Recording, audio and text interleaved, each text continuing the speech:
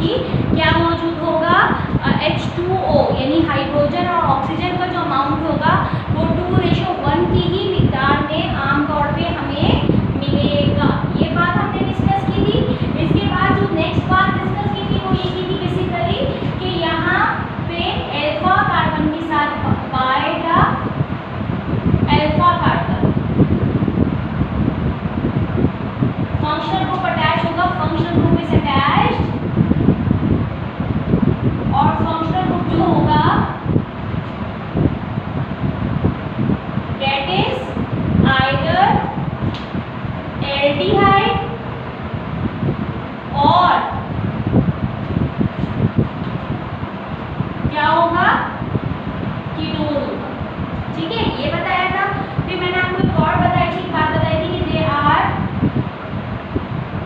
Known as सेक्रॉन, इनको हम सेक्रॉन कहते हैं, और सेक्रॉन की मीनिंग होते हैं स्वीट इन टेस्ट। ठीक है, कि स्वीट इन टेस्ट कहलाते हैं क्योंकि सेक्रॉन कहलाते हैं। ठीक है, इसके बाद एक और बात मैंने आपको बताई थी, और ये बताया था कि देयर जनरल फॉर्मूला इज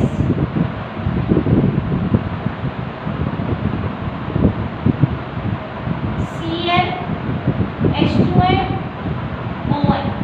ठीक है, इसके अलावा एक और बात जो आपको बताई थी वो बताई थी कि दे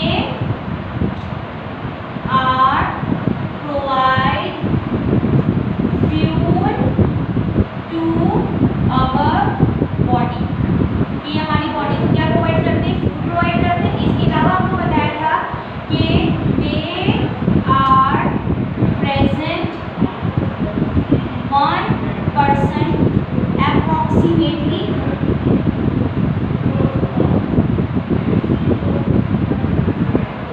in each cell, कि हमारे हर सेल में मिनिमम भी है जो है वो 1% के करीब मौजूद होंगे।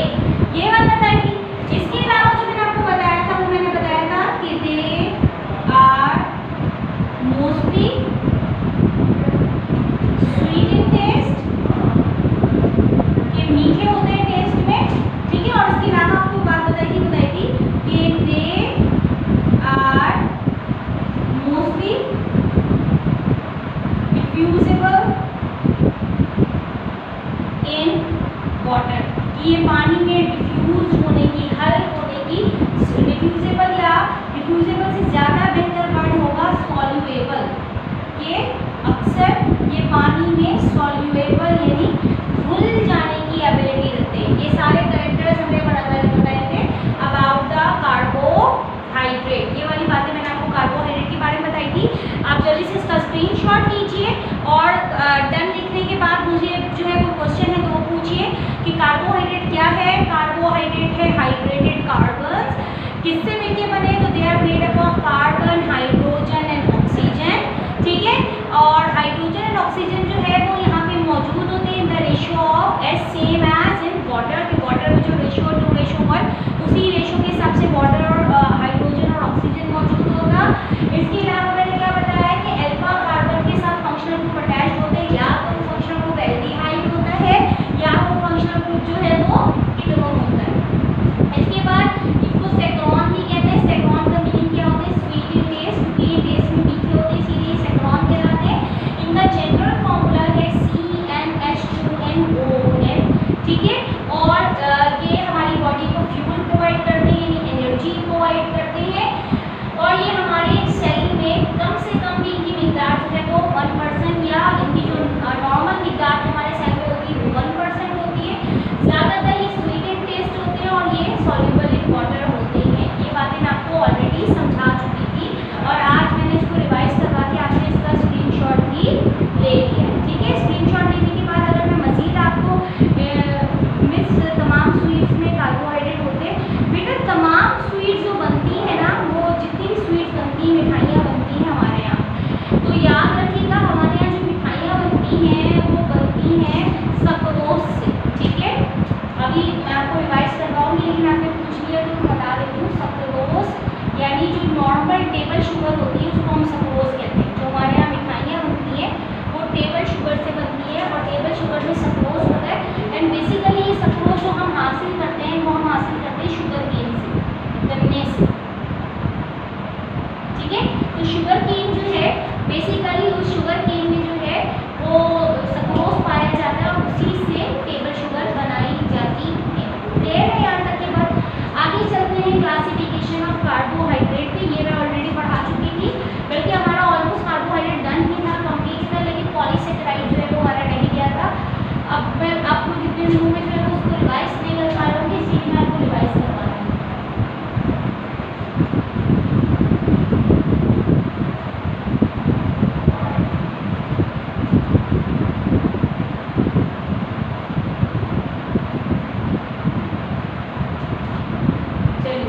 आगे चलते हैं। आगे हमारे पास है क्लासिफिकेशन ऑफ कार्बोहाइड्रेट।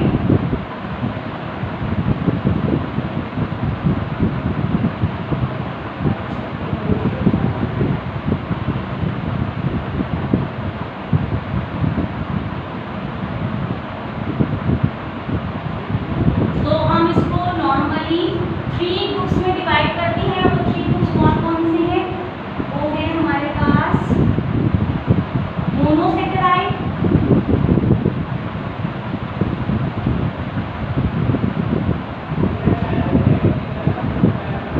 ऑलिगोसेकेराइड,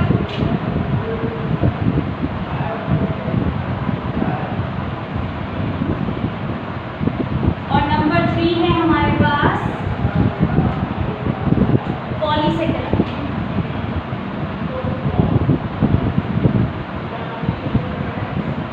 इसको हम मोनोसेकेराइड भी कह सकते हैं, ऑलिगोसेकेराइड भी कह सकते हैं, और पॉलीसेकेराइड भी कह सकते हैं, ठीक है। ये 3 ग्रुप्स है हमारे पास। मोनोसेकेराइड की बात करेंगे तो दे आर मोनोमर्स, कि ये खुद मोनोमर्स हैं, ये मजीद मोनोमर्स में डिवाइड नहीं हो सकते। They are monomers itself, they are itself monomers.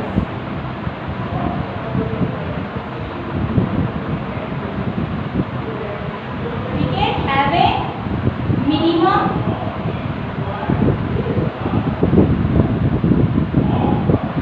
Carbon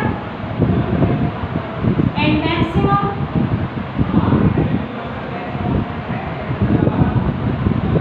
7 carbon. ये मिनिमम इनमें 3 कार्बन होता है और मैक्सिमम इनके अंदर 7 कार्बन होते हैं। मिनिमम इनके अंदर 3 कार्बन होते हैं और मैक्सिमम इनके अंदर 7 कार्बन होते हैं, ठीक है। अच्छा, हवा का शोर आ रहा है, तो हवा तो बंद है बेटा, फैन मैंने ऑफ किया हुआ है। मैं देखती हूँ, खिड़की बंद कर देती हूँ।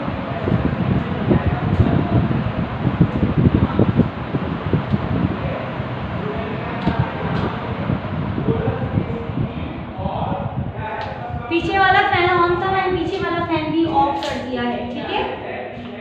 मोनोमर्स किसे कहते हैं बेटा? यूनिट पार्ट को, स्मॉलेस्ट पार्ट को मोनोमर्स कहते हैं, ठीक है। बहुत बार पहले भी बता चुकी कि स्मॉलेस्ट और शॉर्टेस्ट पार्ट, ये यूनिट पार्ट ऑफ एनी कहेंगे हम biological molecule is known as monomer, जो कि मजीद डिवाइड ना हो सके, ठीक है।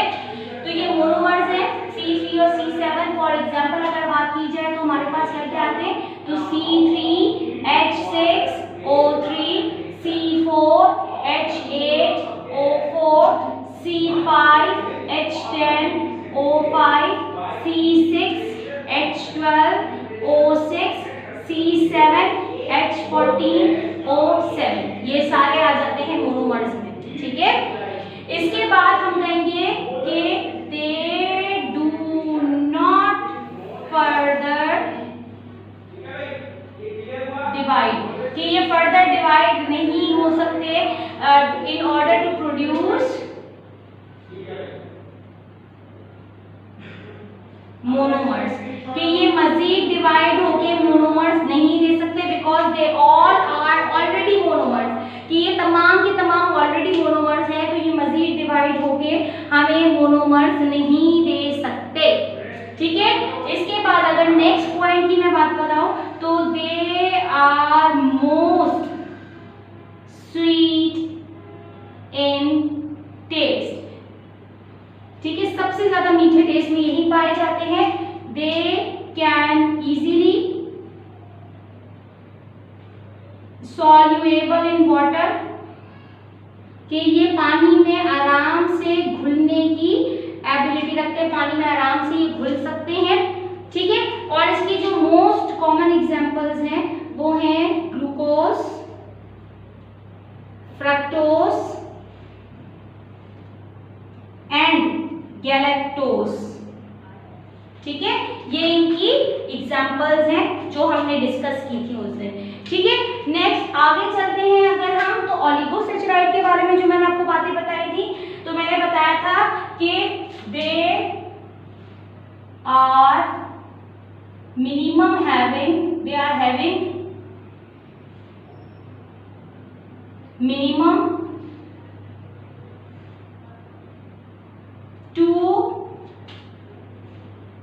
monomers and maximum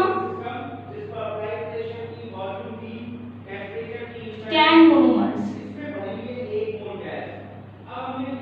कि मिनिमम इनके अंदर 2 मोनोमर्स पाए जाते हैं और मैक्सिमम मोनोमर्स इनके अंदर 10 पाए जाते हैं, यानी इनके अंदर 2 to 10। बेटा मोनोमर इसलिए है C6H12O6 क्योंकि मैं ऑलरेडी बता चुकी कि अगर ये जो मोनोमर्स है ये दे ऑल आर मोनोमर्स, और अगर आप इसकी लिस्ट देखो तो मैंने मोनोमर्स की लिस्ट जो यहाँ पे लिखी है वो मैं ऑलरेडी लिख चुकी कि इनके अंदर मिनिमम 3 कार्बन होंगे और मैक्सिमम 7 कार्बन होंगे। अगर आप इसकी बात करते हो तो यहाँ पे एक मोनोमर दूसरे मोनोमर से ज्वाइन हुआ, ठीक है।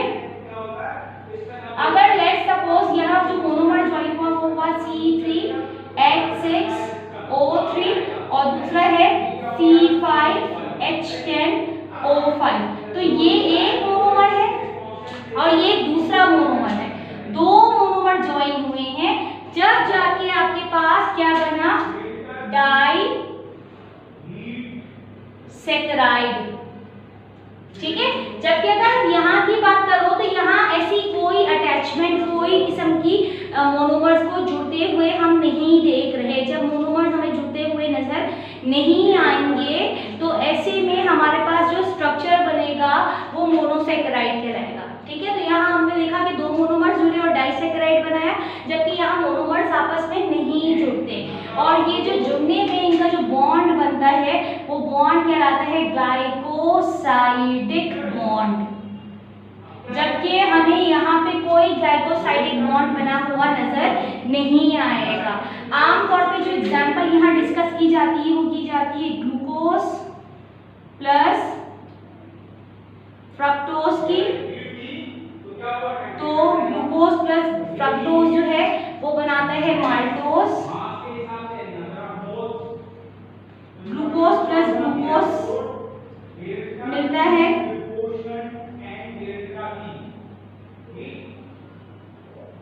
तो वो बनाता है सक्रोज,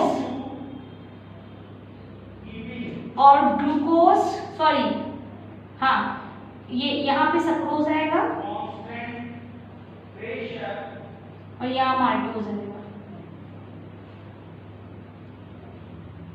और ग्लूकोज प्लस गैलेक्टोज मिलेगा तो बनता है लैक्टोज, यानी आपका दूध, मिल्क, ठीक है। और इसके बाद अगर हम बात करेंगे तो ये जो है वो लेस स्वीट इन टेस्ट है, ठीक है। और इसके बाद अगर एक और बात करेंगे तो they can not easily सॉल्युएबल in water, कि ये वाटर में बहुत आराम से हल नहीं हो सकते। तो ये बातें मैंने ओलिगोसैकेराइड के बारे में आपको बताई थी, कोई बात पूछनी हो तो इसके हवाले से आप पूछ सकते हो, ठीक है।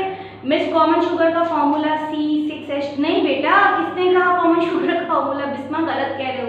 ग्लूकोज का फॉर्मूला है C6H12O6, कॉमन शुगर तो सक्रोज है, सक्रोज का फॉर्मूला C6H12O6 नहीं है, ठीक है। अच्छा, इसके बाद मेमा ने पूछा मिस आप डोर क्लोज कर दे, सर अकरम की आवाज आ रही है, बेटा द डोर क्लोज है, ऑलरेडी डोर इज क्लोज्ड, ठीक है। फैन ऑफ करवा दिया आपने, पीछे वाला फैन मैंने ऑन किया हुआ था, आपने पीछे वाला फैन भी ऑफ करवा दिया है, इस वजह से आवाज़ आ रही है। और अब मैं बिल्कुल एक बंद रूम में फुल जो है वो स्वेटिंग के साथ पढ़ा रही हूँ आपको। अब मजीद कोई चेंजेस नहीं हो सकती है। नेक्स्ट पॉलीसेकेराइड की बात करेंगे। पॉलीसेकेराइड में अगर हम बात करेंगे तो they have more than 10 monomers minimum, कि मिनिमम मोनोमर्स जो है वो मोर देन 10 होंगे। मिनिमम मोनोमर्स जो है वो मोर देन 10 होंगे। अच्छा फैन ऑन कर दो, थैंक यू बेटा।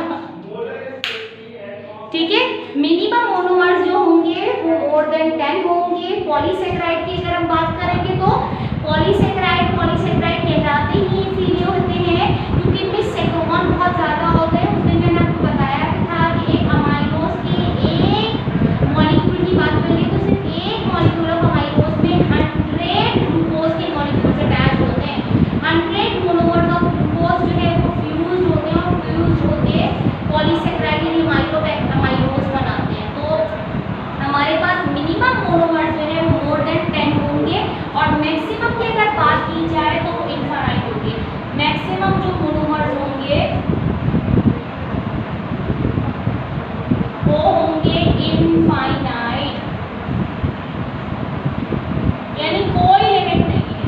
100 भी हो सकते हैं, 1000 भी हो सकते हैं, 10,000 भी हो सकते हैं। जितनी ज़्यादा जो है वो मोनोमर्स चाहे वो आपके अटैच हो सकते हैं। मोर देन 10 यानी 11 से ज़्यादा, ठीक है, 10 से ज़्यादा 11 भी हो सकते हैं और 10 से ज़्यादा 1000 भी हो सकते हैं और 10 से ज़्यादा लाख भी हो सकते हैं। मिनिमम जो है वो मोर देन 10, ठीक है, याद रखिएगा ये वाली बात। तो ये मिलके क्या बनाएंगे, पॉलीसेकेराइड बनाएंगे। दूसरी बात अगर मैं आपको बताऊं तो they are not sweet in taste, कि ये बिल्कुल भी टेस्ट में मीठे नहीं होते। मैंने आपको पहले बताया था ना कि most of are sweet in taste, लेकिन इधर स्टिल हमारे पास कुछ एग्जाम्पल ऐसे हैं जहाँ स्वीट टेस्ट नहीं मिलेगा और स्वीट टेस्ट जो हमें नहीं मिलेगा वो पॉलीसेकेराइड में नहीं मिलेगा। ठीक है, इसके बाद अगर आपको याद हो तो मैंने कहा था कि mostly they are soluble in water, लेकिन कुछ एग्जाम्पल ऐसी है जो कि सॉल्युबल इन वाटर नहीं है। तो they are not soluble in water, ये वाटर के अंदर घुल नहीं जाते। ठीक है, अब इसकी एग्जाम्पल बताऊंगी तो आप मेरी बात समझ जाओगे। इसकी एग्जाम्पल है ग्लाइकोजन, दूसरी एग्जाम्पल है स्टार्च और तीसरी एग्जाम्पल है सेलुलोज। इसके अलावा अमाइलोज, अमाइलोपेक्टिन, ठीक है, बहुत सारे मॉलिक्यूल्स हैं, लेकिन जो मोस्ट आपकी बुक में भी जो डिस्कस की गई जो मोस्ट कॉमन एग्जाम्पल है वो ग्लाइकोजन, स्टार्च और सेलुलोज है। पहले तो मुझे ये बताइए कि यहाँ तक तीनों का कंपैरिजन समझ आया और इसका स्क्रीनशॉट ले लीजिए। मैं तो तीनों का कंपैरिजन बता रही हूँ, जरा इसको कंपैरिजन वे में सुनिएगा और स्क्रीनशॉट लीजिएगा कि monosaccharides are itself monomers having minimum 3 carbon and maximum 7 carbon. ठीक है, oligosaccharide having minimum 2 monomers and maximum 10 monomers. Polysaccharide have more than 10 monomers minimum and maximum infinite monomers. ये तीनों का कंपैरिजन है। पॉइंट नंबर 2 की अगर आप बात कर लेंगे तो इनकी कॉमन एग्जांपल है ट्राइओज। मैंने फॉर्मूले लिखे हुए, एग्जांपल नहीं लिखी हुई, लेकिन C3H6O3 यानी ट्राइओज, C4H8O4 यानी टेट्रोज, C5H10O5 यानी राइबोज, ठीक है, और C6H या पेंटोज भी हम कह सकते हैं, C6H12O6 यानी ग्लूकोज या फ्रक्टोज या इसको हेक्सोज भी कह सकते हैं, और C7H14O7 यानी ग्लूकोहेक्टोज या इसको सिर्फ हेक्टोज भी कह सकते हैं। ठीक है, और इसकी जो एग्जांपल है, कॉमन एग्जांपल है glucose, fructose, sucrose, maltose and lactose. और इसकी जो कॉमन एग्जांपल है वो है ग्लाइकोजन, स्टार्च एंड सेलुलोज। ठीक है, इसके बाद they are more sweet in taste, they are less sweet in taste and they do not have sweeter taste. ठीक है, they can easily soluble in water, they can not easily soluble in water और ये soluble in water है ही नहीं। ठीक है, इसके बाद they do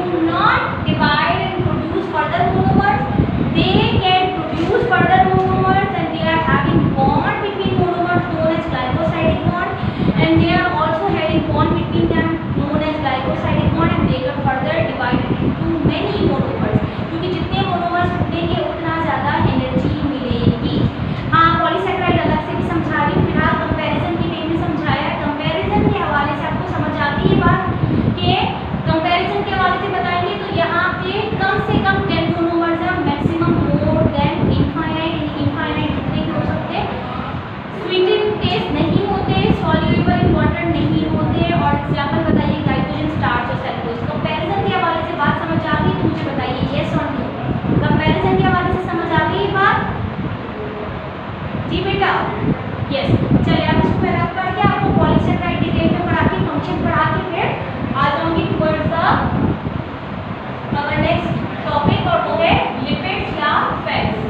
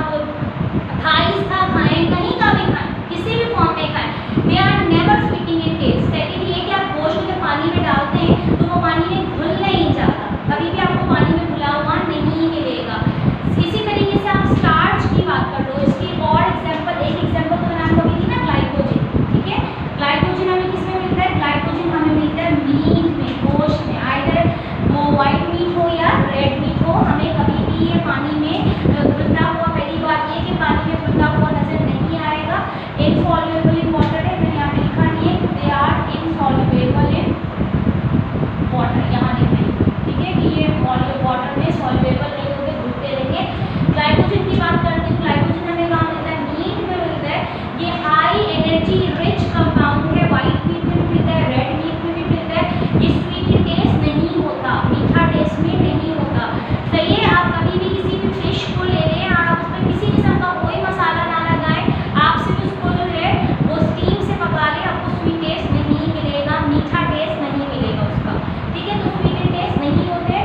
सेकेंड ये कि किसी भी किस्म का गोश्त उठा लें, पानी में डालें तो पानी में डिफ्यूज नहीं होगा, घुल नहीं जाएगा, ठीक है। रेशा रेशा होके भी अलग अलग ही नजर आएगा, तो कभी भी सॉल्युबल इन वाटर नहीं होता, ठीक है। स्टॉक नहीं, स्टॉक की बात नहीं करेंगे, स्टॉक इज समथिंग एल्स, ठीक है। तो बेसिकली ये वाला पॉइंट हमें नजर आएगा, और ये एनर्जी रिच कंपाउंड है, ठीक है, बहुत ज़्यादा एनर्जी हमें मिलती है इसके जरिए। इसी तरह अगर आप दूसरी एग्जाम्पल की बात कर लो, स्टार्च, ठीक है, स्टार्च हमें मिलता है चावल से, दालों से, गंदम से, जौ से, बाजरे से, ठीक है, इन सब चीज़ों से हमें स्टार्च मिलता है। जितने भी किस्म के हम आटे यूज़ करते हैं ना, जितने भी किस्म के हम फ्लोर यूज़ करते हैं, मैदा है और सूजी है, इसके अलावा जो है वाइट आटा है, चटनी का आटा है, बाजरे का आटा है, जौ का आटा है, ठीक है, ये जितने भी मकई का आटा है, कॉर्न फ्लोर है, ये तमाम आटे जो हैं वो सब बेसिकली स्टार्च है। तो हमें तमाम किस्म की दालों से, तमाम किस्म के जो ये जो वीट और क्या कहते हैं, वीट और ये क्या कहते हैं, बाजरा, क्विना, ठीक है, और गंदम, ये सब की अगर हम बात कर लें तो ये सारी इस कैटेगरीज में आ जाते हैं। और चावल, चाहे ब्राउन राइस हो, चाहे वाइट राइस हो, चाहे सेला हो, चाहे वनस्पति हो, XYZ, किसी भी किस्म के चावल की बात कर लें हम, उन सब से जो हमें मिलता है वो हमें स्टार्च मिलता है, ठीक है। और हमारा मेन फूड कंटेंट भी यही होता है, हमारा मेन फूड कंटेंट भी यही है। और इस मेन फूड कंटेंट की अगर हम बात कर लें तो इस मेन फूड कंटेंट में बहुत ज़्यादा एनर्जी हमें मिलती है, बहुत ज़्यादा एक्सट्रीम एनर्जी मिलती है। हम सुबह भी रोटी के साथ ही या पराठे के साथ या ब्रेड के साथ या पास्ता या मैक्रोनी, XYZ, कुछ भी मैक्रोनी की फॉर्म में आप ले लें, आप पास्ता की फॉर्म में ले लें, आप ब्रेड की फॉर्म में ले लें, आप टॉर्टिला यानी रोटी की फॉर्म में ले लें, आप पराठे की फॉर्म में ले लें, आप किसी भी XYZ फॉर्म में लें, आपको बेसिकली स्टार्च ही मिलता है। और स्टार्च जो है या गेन स्वीट एंड टेस्ट नहीं होता, यानी किसी भी आटे को आप नॉर्मली ज़बान से लगाएं उसका मीठा टेस्ट नहीं होगा, और कोई भी आटा पानी में घुलता नहीं है। आप उसको जो है वो एक प्रॉपर शेप दे सकते हैं, रोटी की शेप दे सकते हैं, आप उसको पेड़े की शेप दे सकते हैं, आप उसको गूंद सकते हैं, जिस तरह हमारी मदर जो है वो उसको गूंद के पूरा पेड़ा बना देती है, वो कर सकते हैं। लेकिन बेसिकली आप इसको पानी में डिजॉल्व नहीं कर सकते किसी भी किस्म के स्टार्च को। थर्ड एग्जाम्पल जो आपकी बुक में दी है वो दी है इन्होंने सेलुलोज की। सेलुलोज कहाँ मौजूद होता है, प्लांट के सेल वॉल में मौजूद होता है। तो ये भी एक बहुत बड़ा फैक्ट है, ये प्लांट का सेल वॉल पानी में डिसॉल्व नहीं होता और स्वीट एंड टेस्ट भी नहीं होता। और ह्यूमन बीइंग की तो खास बात ये है कि ह्यूमन बीइंग इस सेलुलोज को डाइजेस्ट भी नहीं कर सकता। हम भिंडी खाएं, हम पालक खाएं,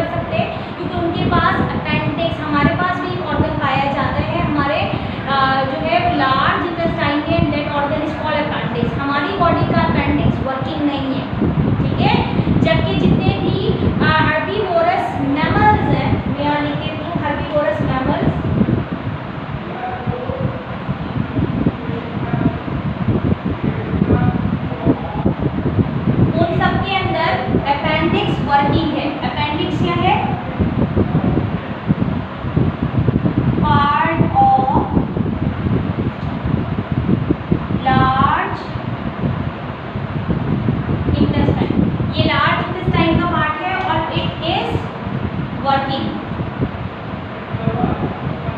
और ये खास एंजाइम प्रोड्यूस करता है which is known as cellulase, जो कि डाइजेस्ट करता है सेलुलोज को।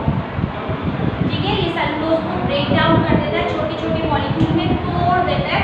हमारी बॉडी में क्योंकि अपेंडिक्स वर्किंग नहीं है इसलिए we do not have cellulase, हमारे पास सेलुलेज नहीं है। और सेलुलेज ना होने की वजह से we can not digest cell wall, यानी हम सेलुलोज को डाइजेस्ट नहीं कर सकते। Is it clear to all of you और नॉट? ये तमाम बातें हैं किसके बारे में? पॉलीसेकेराइड के बारे में। इसका स्क्रीनशॉट लीजिए और मैं साथ में जो है स्क्रीनशॉट लेने के बाद डन का मैसेज कीजिए। मैं आपकी क्वेश्चंस का भी आंसर दूंगी, लेकिन मैं साथ में पहले रिवाइज भी करवा दूँ आपको जल्दी से। ठीक है, मैंने क्या क्या बात बताई है आपको कि polysaccharide, polysac means many monomers, saccharide means sugar की, यहाँ बहुत ज़्यादा शुगर के मॉलिक्यूल जो मुड़ जाएंगे और इनके मिलने की वजह से कुछ होगा ऐसा कि इनके मिलने की वजह से जो है ये अपना जो इनका एक बेसिक एक जो क्या कहेंगे हम कैरेक्टर था, स्वीट एंड टेस्ट थे या वाटर में सॉल्युबल थे, ये कैरेक्टर वो लूज कर देंगे। ये सॉल्युबल इन वाटर नहीं रहेंगे और ना ही स्वीट एंड टेस्ट रहेंगे। मिनिमम इनके अंदर 11 मोनोमर्स पाए जाते हैं और मैक्सिमम इनफाइनाइट। ठीक है, ये high amount of energy produce करते हैं by the breakdown of glycosidic bond in between them. ठीक है, एनर्जी रिच कंपाउंड होते हैं, नॉट स्वीट इन टेस्ट होते हैं और इनसॉल्युबल इन वाटर होते हैं, वाटर में सॉल्युबल नहीं होते। 3 एग्जांपल क्या मैंने इसकी डिस्कस किया, ग्लाइकोजन, स्टार्च एंड सेलुलोज, जो कि कोर्स का पार्ट है।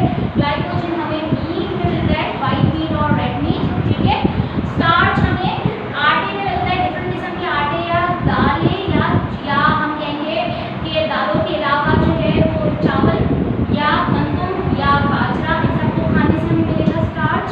और सेलुलोज जो है वो प्लांट की सेल वॉल में मौजूद होगा, हमारी बॉडी सेल वॉल को डाइजेस्ट नहीं कर सकती। सेलुलोज में समझ आए? सेलुलोज में ना समझ आने वाली बेटा कोई बात ही नहीं थी, मैं आपको दोबारा से बता देती हूँ। पहले मैं ज़रा क्वेश्चन दें। अच्छा, कहाँ तक पहुँचे थे हम? हाँ, पॉलीसेकेराइड समझा दिया मैंने। हाँ मिस, वैसे हमारी बॉडी में सेलुलोज होता है? नहीं बेटा, हमारी बॉडी में सेलुलोज नहीं होता है, क्योंकि इसलिए हमारी बॉडी में सेलुलोज नहीं है because we are not animal, और वी आर नॉट प्लांट, और प्लांट की सेल वॉल पे सेलुलोज मौजूद है। हम प्लांट तो नहीं है, तो हमारी बॉडी में सेलुलोज ज़्यादा ज़रूर है by the help of food, यानी जब सब्जी खाते हैं तो उसके जरिए सेल वॉल के जरिए सेलुलोज ज़्यादा ज़रूर है, लेकिन डाइजेस्ट नहीं होता और जैसे ही जाता है वैसे ही डाइजेस्ट हुए बगैर हमारी बॉडी से निकल जाता है। ठीक है मिस, वैसे हमारी बॉडी में सेलुलोज होता है, इसका जवाब मैं दे चुकी। डन मिस सेलुलोज नहीं आया समझ। सेलुलोज ही बेटा समझा रही हूँ आपको कि सेलुलोज के बारे में क्या बताया मैंने कि cellulose is a type of polysaccharide which are present in plant cell wall. ये प्लांट की सेल वॉल में मौजूद होता है।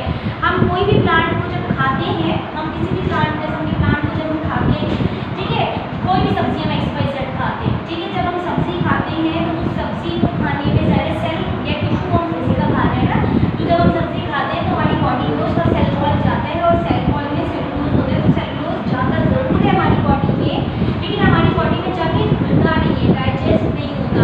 लेट्स सपोज कि ये सेलुलोज का मॉलिक्यूल हमारी बॉडी में एंटर हुआ था, ये जो मॉलिक्यूल मैंने बताया था ये सेलुलोज का था, तो यहाँ जो मोनोमर्स मैंने ब्रेक डाउन किए, मोनोमर्स ब्रेक डाउन नहीं होंगे, ये जैसे हमारी बॉडी में जाएगा बिल्कुल वैसे ही हमारी बॉडी से बगैर डाइजेस्ट हुए, बगैर टूटे हुए हमारी बॉडी से वैसे ही निकल जाता है, क्योंकि हमारी बॉडी के अंदर एबिलिटी नहीं है इसको तोड़ने की। मिस में वो कहाँ स्टोर होता है? नहीं स्टोर नहीं होता ना बेटा, वो हमारे अनडाइजेस्टिव यानी फीसेस या स्टूल का पार्ट होता है। अनडाइजेस्टिव मटीरियल जो होता है ना, फूड मटीरियल जो कि रेक्टम में होता है हमारे, और फिर हमारे फीसेस या स्टूल जब बॉडी से बाहर निकलते हैं तो सेलुलोज को भी बॉडी से बाहर निकल देते हैं। बल्कि ये हमारे लिए एक तरीके की नेमत है। ये जो कॉन्स्टिपेशन यानी कब्ज हमें नहीं होती, it is because of this. तो ये हमारी बॉडी में फाइबर मौजूद होता है और ये हमारी बॉडी में कॉन्स्टिपेशन नहीं होने देता है। ठीक है, ये हमें कब्ज नहीं होने देता, और कब्ज जब नहीं होती, कॉन्स्टिपेशन नहीं होती, तो हमें पाइल्स यानी बवासीर नहीं होती है। तो ये हमारे लिए एक तरीके से प्लस पॉइंट है। ठीक है, तो यही वाली बात कि ये हमारे वेस्ट मटीरियल में मौजूद होता है। वेस्ट मटीरियल जो रेक्टम में स्टोर होता है उसको हम स्टूल या फीसेस कहते हैं, और जब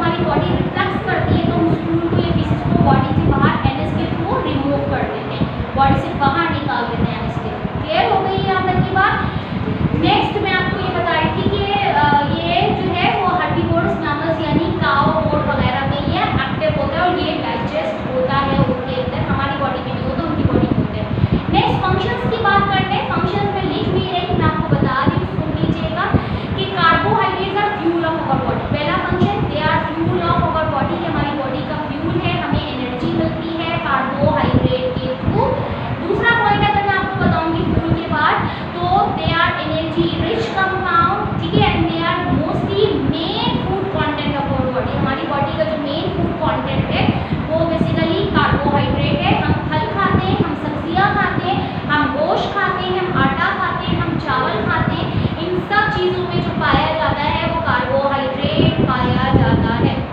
ठीक है, नेक्स्ट अगर मैं बताऊँ तो क्या प्रेजेंट 1% में हमारे सेल के हमारे सेल में 1% ही नहीं, हमारी बॉडी में ही बहुत ज़्यादा स्टोर नहीं होता, एक्सेप्ट आप बहुत ज़्यादा मोटे हो जाएं तो ये आपको वहाँ पे भी एनर्जी रिच कंपाउंड के तौर पे एनर्जी के तौर पे आपको एनर्जी प्रोवाइड करेगा।